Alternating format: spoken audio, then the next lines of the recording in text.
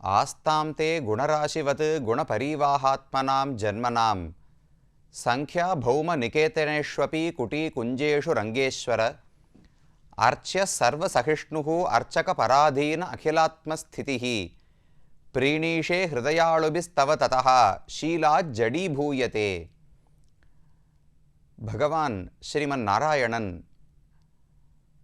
நாம் அனைவரும் அடைந்து அனுபவிக்க வேண்டிய திகட்டாத அமுதமாக இருக்கிறார். அந்த பெருமானை அடைவதுதான் ஒரு ஆத்மாவுக்கு இருக்கக்கூடிய மிக உயர்ந்த குறிக்கோள்.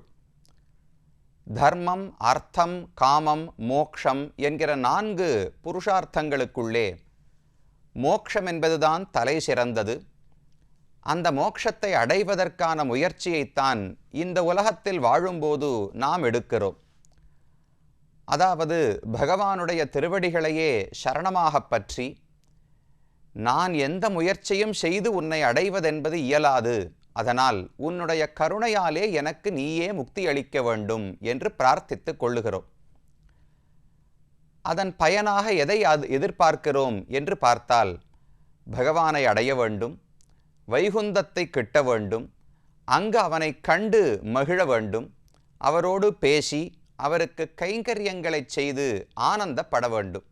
இதுதான் எந்த ஒரு ஜீவாத்மாவுக்கும் எல்லையற்ற இன்பத்தை தரக்கூடியது. இதைத்தான் கைங்கரியம், தொண்டு என்று சொல்லுகிறோம். ஆனால் இந்த உலகத்தில் நாம் சரணாகதி செய்து விடுகிறோம். அதற்கு பிறகு வைகுந்தத்தை அடைவதற்கு இன்னும் பல ஆண்டுகள், பல காலம் பிடிக்கலாம். அதுவரை இந்த உலகத்தில் என்ன செய்ய வேண்டும்? ஒரு பெண்ணுக்கு சிறு வயதில் கல்யாணம் ஆகிவிடுகிறது என்று வைத்துக்கொள்வோம். அந்த காலத்தில் 8 வயசு 10 வயசுக்கெல்லாம் கல்யாணம் நடந்துவிடும். ஆனால் உடனடியாக அந்த மாப்பிள்ளையினுடைய வீட்டுக்கு பெண்ணை அனுப்ப மாட்டார்கள். மேலும் சில ஆண்டுகள் தங்கள் வீட்டிலேயே வைத்து கொண்டு விட்டு அதற்கு பிறகுதானே மாப்பிள்ளை வீட்டுக்கு பெண்ணை அனுப்புவார்கள். அதே போல நமக்கும் பகவானுக்கும் திருக்கல்யாணம் நடந்து விடுகிறது. என்றைக்கு அவர் திருவடிகளை சரணமாக பற்றுகிறோமோ, நீதான் எனக்கு கணவன், நீதான் எனக்கு தலைவன் என்று ஏற்றுக்கொண்டு விட்டோம் என்று பொருள். ஆனால் உடனடியாக புகுந்த வீட்டுக்கு நம்மை பகவான் அழைத்து செல்வதில்லை. இந்த உடல் விழும் வரை, இந்த பிறவி முடியும் வரை காத்திருந்துதான் அழைத்து செல்லுகிறார். அப்ப இந்த இடைப்பட்ட காலத்தில் நான் என்ன செய்ய வேண்டும்? கணவரை தேர்ந்தெடுத்து விட்டேன், கல்யாணம் ஆகிவிட்டது, ஆனால் இன்னும் அவரை சென்று புகுந்த வீட்டில் அடைய முடியவில்லை. அப்போது என்ன செய்வோம்? இந்த உலகத்தில் இருந்து கொண்டு, அதாவது பிறந்தகத்தில் இருந்து கொண்டு அந்த கணவனோடு வாழப்போகிற வாழ்க்கையை நினைத்து நினைத்து பார்ப்போம் அல்லவா? அதில் எவ்வளவு ஆசை இருக்கும், அதை போல் கற்பனை செய்து கொள்ளுவோம். அதே போல இந்த ஜீவாத்மாவும் வைகுந்தத்தை அடைந்த பிறகு எப்படியெல்லாம் அனுபவிக்கப் போகிறோம், என்னென்ன விதமான பரிமாற்றங்கள் பகவானோடு நமக்கு இருக்கும், எப்படியெல்லாம் கைங்கரியம் செய்வோம் என்பதையெல்லாம் தினமும் சிந்தித்து பார்க்க வேண்டும். ஆனால் இதில் என்ன ஒரே ஒரு வேறுபாடு தெரியுமா? நாம் இந்த உலகத்தில் இருக்கும் பொழுது சிந்தித்து மட்டும் பார்க்க தேவையில்லை, அதை நடைமுறைப்படுத்தியும் பார்க்கலாம். பெரியோர்கள், ஆச்சாரியர்கள் சொல்லும் பொழுது, ஒரு பக்தன் இந்த உலகத்தில் வாழும் காலத்தில் என்ன செய்ய வேண்டும் என்றால், இருக்கும் நாள் உகந்து அருளின நிலங்களிலே பிரவணராய் குணானுபவ கைங்கரியங்களே பொழுதுபோக்காக கொள்ள வேண்டும் என்று தெரிவிக்கிறார்கள். பகவான் ஆசைப்பட்டு எத்தனை திவ்யதேசங்களிலே வந்து காட்சி அளிக்கிறார்.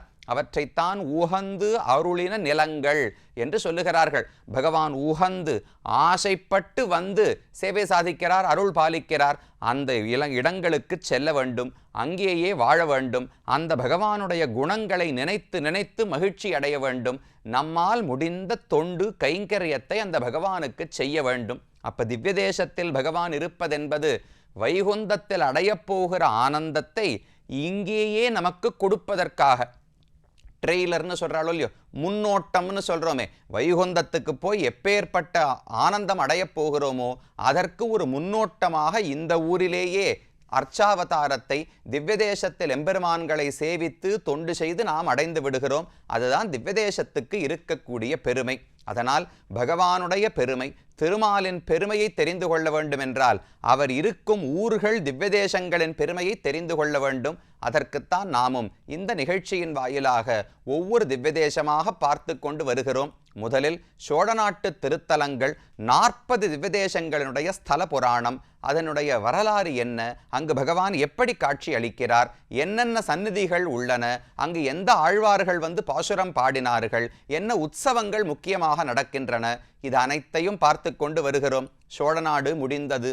அடுத்து நடுநாட்டு திருத்தலங்கள் 2, திருவகீந்திரபுரம், திருக்கோவலூர், அந்த 2 திவ்யதேசங்களையும் சேவித்துக் கொண்டோம். அடுத்தது அங்கிருந்து மேலும் வடக்கு நோக்கி நகர்ந்து வந்தோம் என்றால், சோழ நாட்டிலிருந்து வடக்கே வந்தால் நடுநாடு, அந்த நடுநாட்டிலிருந்து வடக்கே வந்தோம் என்றால் தொண்டை நாடு என்று சொல்லக்கூடிய காஞ்சிபுரம், அதாவது வடக்கு தமிழகம், இந்த பகுதியைத்தான் தொண்டை மண்டலம், தொண்டை நாடு என்று சொல்லுவார்கள்.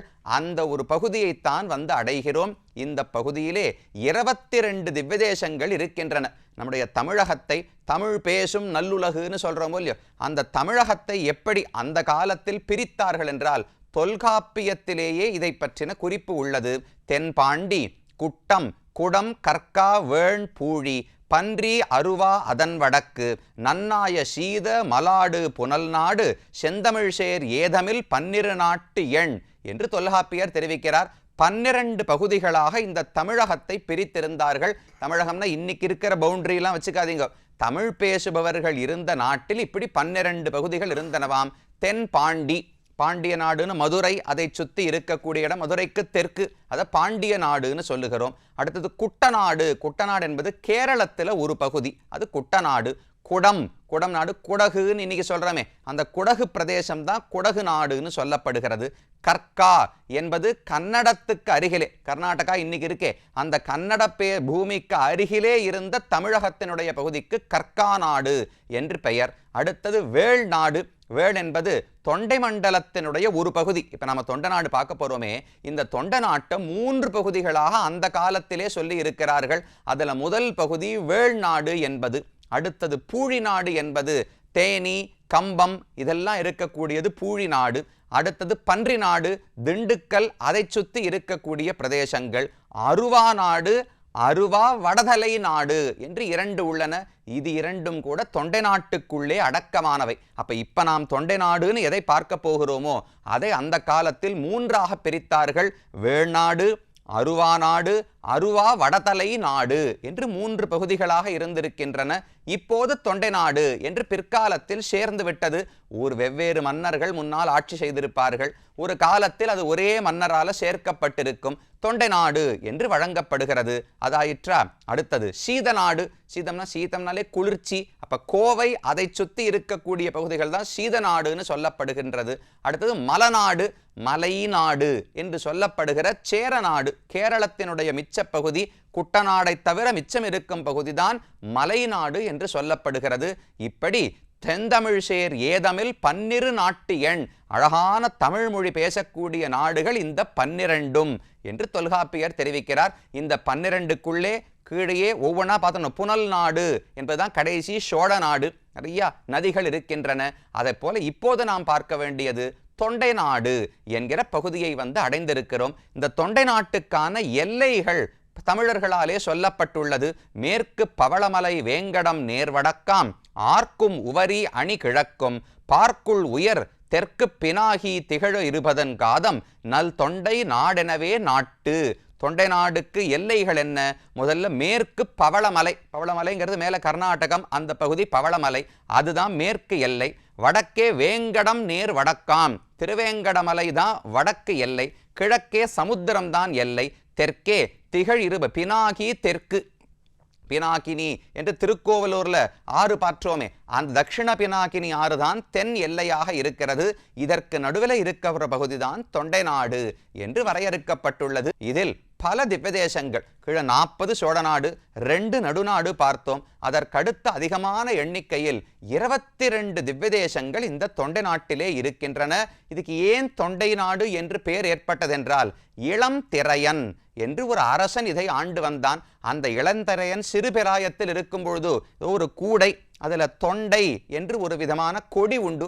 அந்த தொண்டை கொடியாலே சுற்றப்பட்டு அந்த ஒரு கடலிலே மிதந்து அந்த குழந்தை வந்ததாம். அதை எடுத்து வளர்த்துத்தான் அவன் இளந்திரையன் என்கிற அரசனாக இருந்தான். அந்த தொண்டை கொடி சுத்தப்பட்டபடியாலே தொண்டை நாடு என்று பெயர் ஏற்பட்டது என்று சில ஆய்வாளர்கள் கூறுகிறார்கள். அப்படி சேர்ந்திருக்க வேண்டும். இளந்திரையன் காலத்துக்கு முன்னால வெவ்வேறு அரவா நாடு, அரவா வடதலை நாடு என்று வெவ்வேறு பகுதிகளாக இருந்திருக்கலாம். அவன் காலத்துக்கு பிறகு தொண்டை நாடு என்று சேர்ந்தது. இந்த தொண்டை நாட்டுக்கு என்ன பெருமை? ஒவ்வொரு நாடுக்கு ஒரு பெருமை. இப்ப சோழ நாட்டை பத்தி போனால், சோழ நாடு சோறு உடைத்து நன்ன எல்லா உலகத்துக்கே சோறிடும் அளவுக்கு வயல் வரப்பு அதிகம், நிறைய பயிர்கள் விளைகின்றன. அது சோழ நாட்டுக்கு சிறப்பு.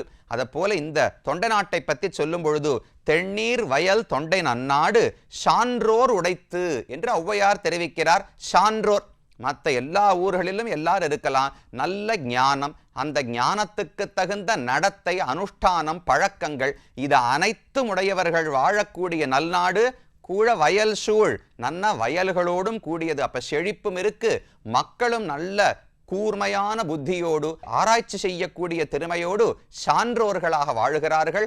அப்படிப்பட்ட ஊர் இந்த தொண்டை நாடு என்று தெரிவிக்கிறார்கள். இந்த தொண்டை நாடுன்னு சொன்ன உடனேவே நமக்கு நினைவுக்கு வரக்கூடியது காஞ்சிபுரம் என்கிற மாநகரம். காஞ்சிபுரம் மிக பழமையானது. இப்ப 3 நாடுகளா சொன்னோமே, அப்பவே அரவா நாடு முதலானவை இந்த இளந்திரையன் காலத்திலேயே காஞ்சிபுரத்தை தலைநகரமாக கொண்டுதான் ஆட்சி செய்து வந்திருக்கிறார்கள். பல்லவ மன்னர்கள் காலத்திலும் காஞ்சிபுரத்துக்கு ஏற்றம் உண்டு, அதற்கு முன்னும் ஏற்றம் உண்டு. நகரேஷு காஞ்சி என்று தெரிவிப்பார்கள். உலகத்தில் பாரதத்தில் எத்தனையோ நகரங்கள் இருக்கலாம், ஆனால் நகரங்களுக்குள்ளே சிறந்தது என்று சொல்ல வேண்டும் என்றால் அது காஞ்சி, காஞ்சிபுரம் என்று மிக பழமையான சொற்றொடர்கள் எல்லாம் காணப்படுகின்றன. இந்த காஞ்சிபுரம் முக்தி தரும் க்ஷேத்திரங்களுக்குள்ளே ஒன்று. அயோத்தியா, மதுரா, மாயா, காஷி, காஞ்சி, அவந்திகா, புரி, துவாரவதி சேதி சப்தைதே மோக்ஷதாயகாக என்று புராணம் சொல்லுகிறது.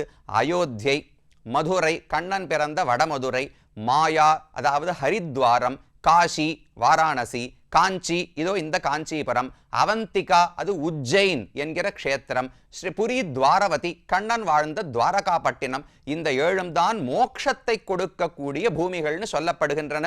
அவற்றுக்குள்ளே ஒன்னாக காஞ்சிபுரமும் கணக்கிடப்படுகிறது. அந்த காஞ்சிபுரம் தான் இந்த மொத்தத்துக்கும் நடு. தொண்டை மண்டலத்தில் நடுவாக காஞ்சிபுரத்தை கொண்டோம் என்றால் மொத்தம் 22 திவ்யதேசங்களா, அதில் 14 திவ்யதேசங்கள் காஞ்சிபுரத்துக்குள்ளேயே இருக்கின்றன. மற்ற 8 திவ்யதேசங்கள் தான் ஆங்காங்க திருவல்லிக்கேணி, திருக்கடிகை, திருப்புட்குழி இவையெல்லாம் வெளியே இருக்கின்றன. காஞ்சிபுரத்துக்குள்ளேயே 14 திவ்யதேசங்கள் இருக்கின்றன. அப்பேற்பட்ட பெருமை வேற எந்த ஊருக்கும் கிடையாது. ஒரு ஊருக்குள்ள 14 திவ்யதேசமா? 1, 2, 3 சேவிக்கலாம். அப்பேற்பட்ட பெருமை முழவம், மொந்தை, குழல், யாழ், ஒலி, சீராலே பாடல் ஆடல் சிதைவில்லாதோர் ஏறார் பூங்காஞ்சி என்று திருஞான சம்பந்தர் தெரிவிக்கிறார். என்னைக்குமே வாத்தியம், நிறைய வாத்தியங்களை வாசிப்பார்களாம். எப்பவுமே இசைக்கோலம் முடியவே முடியாது. சிதைவில்லாத ஆடல், பாடல், கொண்டாட்டம், திருவிழாக்களுக்கு குறைவே கிடையாது. அப்பேற்பட்ட காஞ்சிபுரம் என்று வழங்குகிறார்கள். அதை தலைநகரமாக கொண்டுதான் இந்த பூமி இயங்கி இருக்கிறது. அதில் 22 திவ்யதேசங்கள். அது திவ்யதேசம் மட்டும் அல்ல. இந்த இடத்துக்கு மற்றொரு சிறப்பு என்னவென்றால், பொய்கையாழ்வார், பூதத்தாழ்வார், பேயாழ்வார், திருமிழிசை ஆழ்வார் 4 முதல் பிறந்த ஆழ்வார்கள் பிறந்ததெல்லாம் தொண்டை மண்டலத்தில் தான். ஆச்சாரியர்களுக்குள்ளும் திருக்கச்சி நம்பிகள், ராமானுஷர், குரத்தாழ்வான், எம்பார், முதலியாண்டான், வேதாந்த தேசிகர் இவராக அனைவரும் அவதரித்தது இந்த தொண்டை மண்டலத்தில் தான். இத்தனை பெருமைகளுடைய ஒரு பூமியைத்தான் அடுத்து நாம் அடைந்திருக்கிறோம். இந்த 22 திவ்யதேசங்கள், அதனுடைய ஸ்தல புராணம், அதனுடைய பெருமை என்ன என்று ஒவ்வொன்றாக நாமும் தொடங்கி பார்க்கலாம்.